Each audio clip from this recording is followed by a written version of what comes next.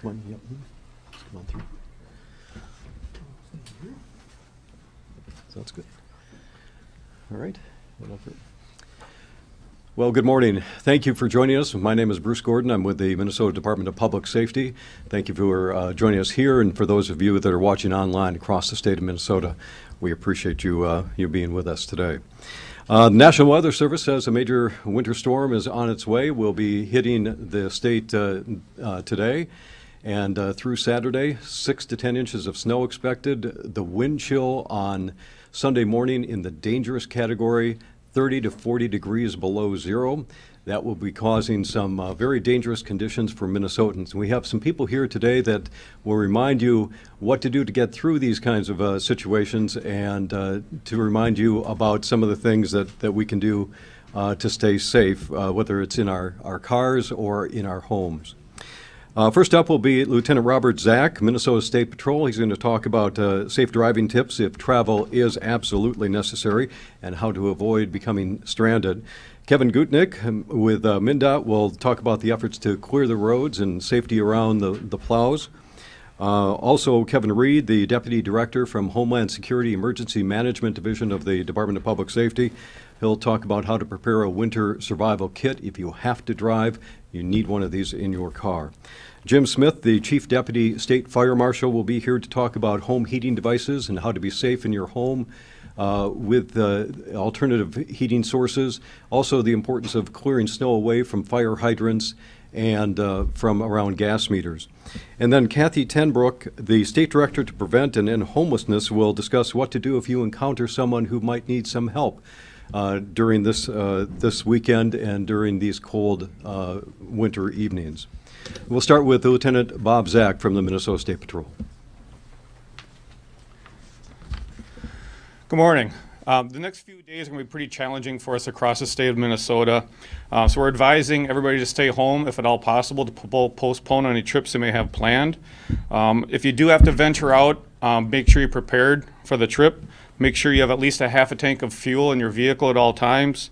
Make sure you dress warm, have proper clothing with you while you're out driving. Also make sure you bring an emergency roadside kit with you in case you do break down. Something will contain matches, candles, food, water, things of that nature. If you do break down on the side of the road, please stay with your vehicle. Do not wander off looking for help. We will come and find you. It may take a little while, but we will get to you eventually. If you wander away from your vehicle, the wind chills of this temperature could be extremely dangerous for you. We also want to remind everybody to make sure you're wearing your seatbelts at all times. Eliminate distractions while you're driving. Put your cell phones away because we don't want you to be involved in a crash or go off the road unnecessarily. Drive under the speed limit. Don't drive to the speed limit. The speed limit is a guide for ideal conditions, not all conditions. So the conditions we're going to have over the next couple of days are going to be very difficult to say the least. So allow plenty of distance between yourself and the vehicle in front of you, and have your eyes looking to the horizon. Don't look at the vehicle right directly in front of you. Try to look past it, see what's going on up ahead of front of the vehicle, so you can increase your distance in front of the vehicle and allow yourself some stopping distance if you need to react to something. Again, we want everybody to exercise good judgment, so please stay home, avoid travel if you can, and if you need to venture out, make sure you do so safely and responsibly. Thank you.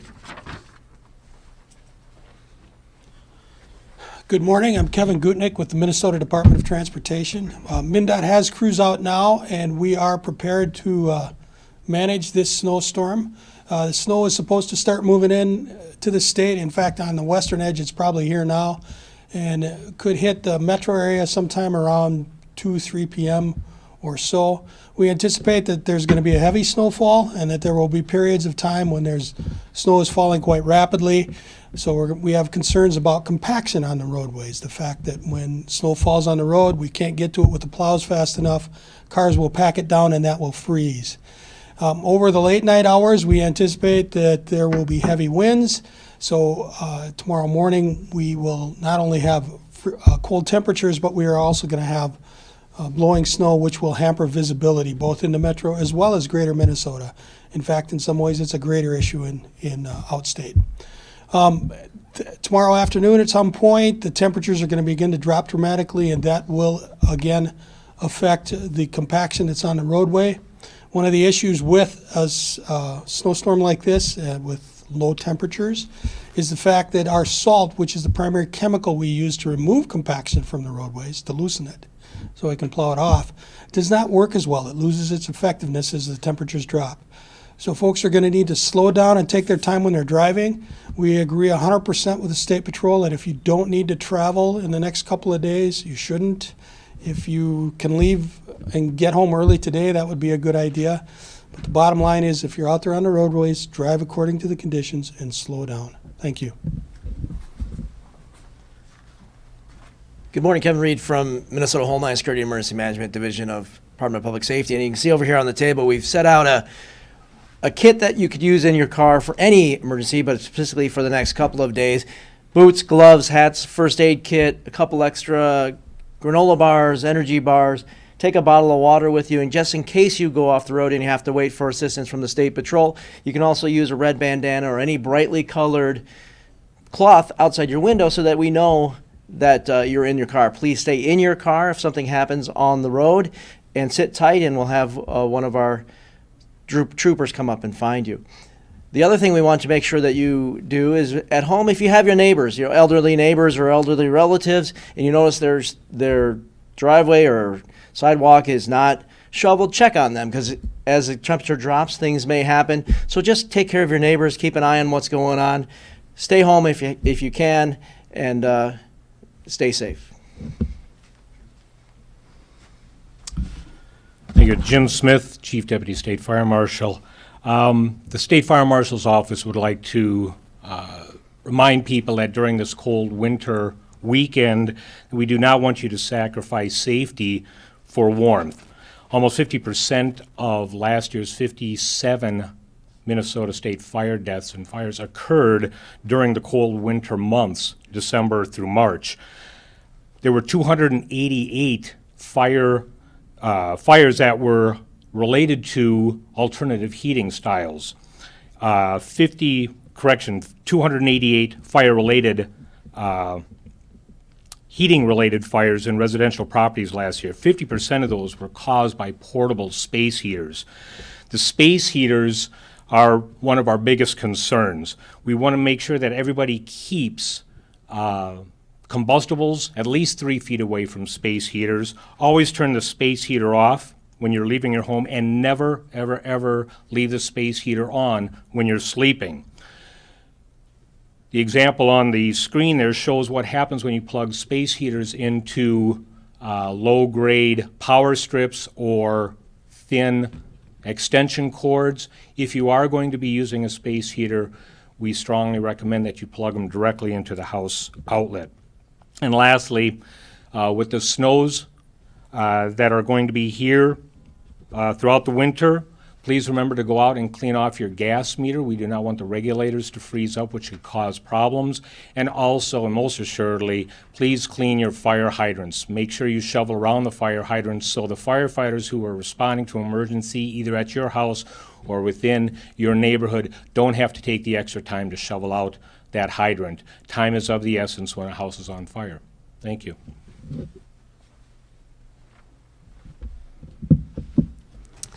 Hello, I'm Kathy Tenbrook. I'm Minnesota's Director to Prevent and End Homelessness. So every night in Minnesota, we have between 7,000 and 10,000 people who are experiencing homelessness, and the majority of these are children. While we do not know exactly how many people will be sleeping outside tonight or in their cars, we have heard from our partners all across the state that far too many individuals and families are experiencing this. And so we know that even one person or one family who's sleeping outside tonight is one too many. Homelessness for these children and individuals is certainly a crisis all year long, but on nights like tonight, it is absolutely a matter of life and death. Providers across the state are doing what they can to connect with people, identify who's in need, and get them connected to resources. In many cases, those resources are full or shelter may not be available. In some counties, they are meeting this emergency need with short-term emergency vouchers for hotels. So certainly the community can check in their counties to see what is available for families and individuals in need. Some churches are stepping up and doing emergency shelter as well. So I want to thank everybody who's working to identify people and support them during this winter emergency. Concerned citizens and people who are in need themselves should call United Way's 211 if they are in an emergency or see someone who needs assistance. If that does not yield results and the situation is dire, please call 911 for assistance. Once again, you can contact your county to see how the county is stepping up to support families in need right now. You can find local homelessness points of contact for each county in Minnesota on our housing benefits website. It's mn.hb101.org.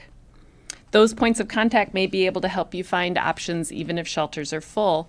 And finally, if you encounter someone who is a homeless veteran, or if you are a veteran yourself in need of services, you can call 1-888-LINK-VET, and we will connect you to resources as well. So these are some ideas for this short-term emergency weather crisis.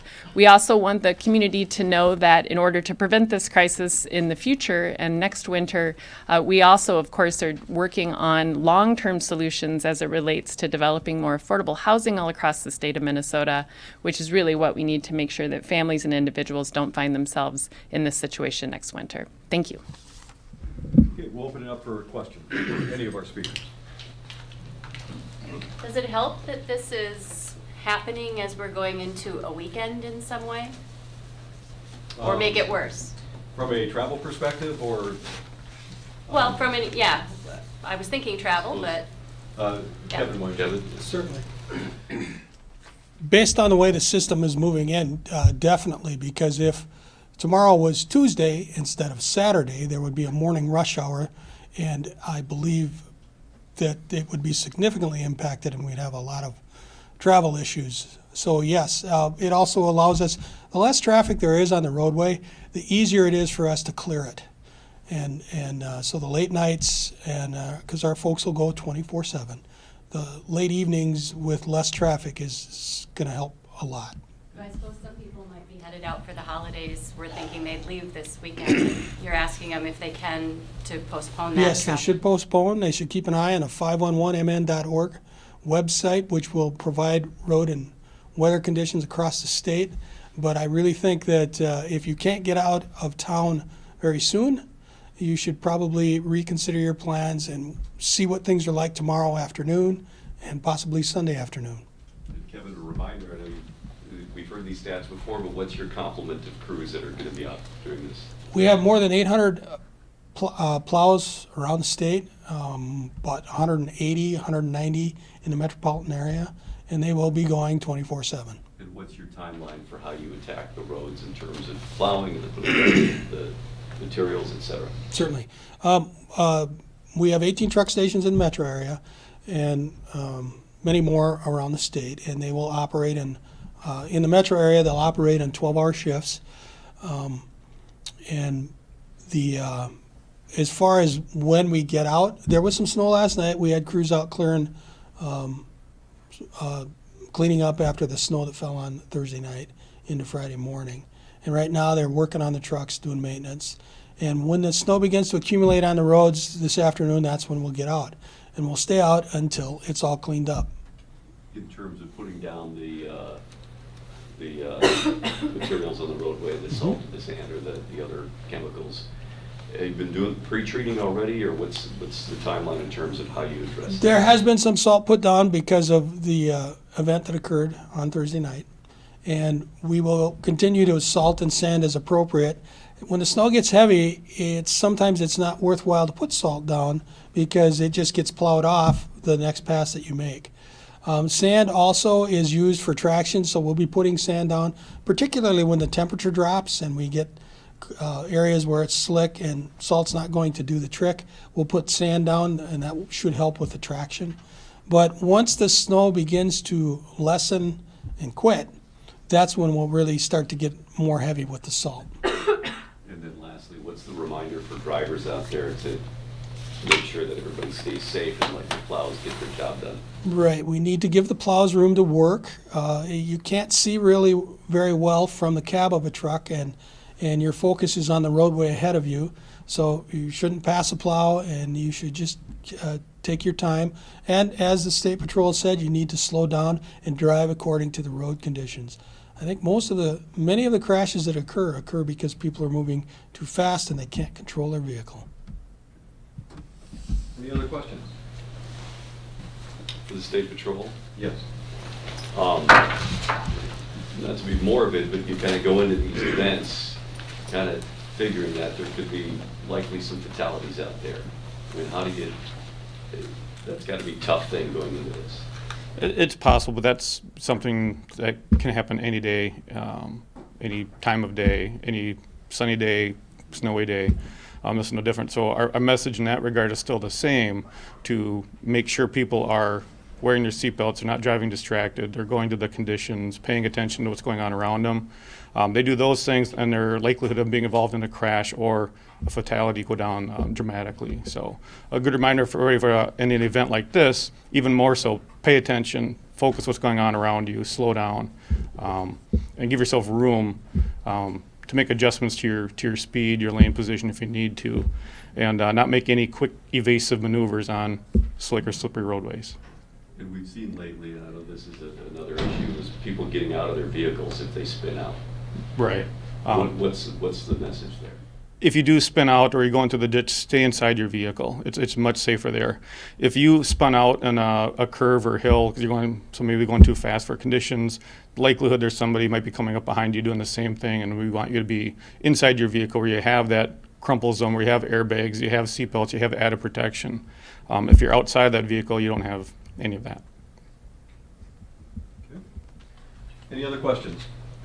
If not, we'll wrap it up. Just a reminder that we will tweet out crash numbers from the State Patrol PIO account at noon, 4 p.m., 9 p.m. today, and then again tomorrow around noon or when the snow ends. So we will update you with those statistics throughout the day. You can watch for those. And we'll also have additional information on our social media accounts throughout the day for you and for everybody in Minnesota. Thank you all.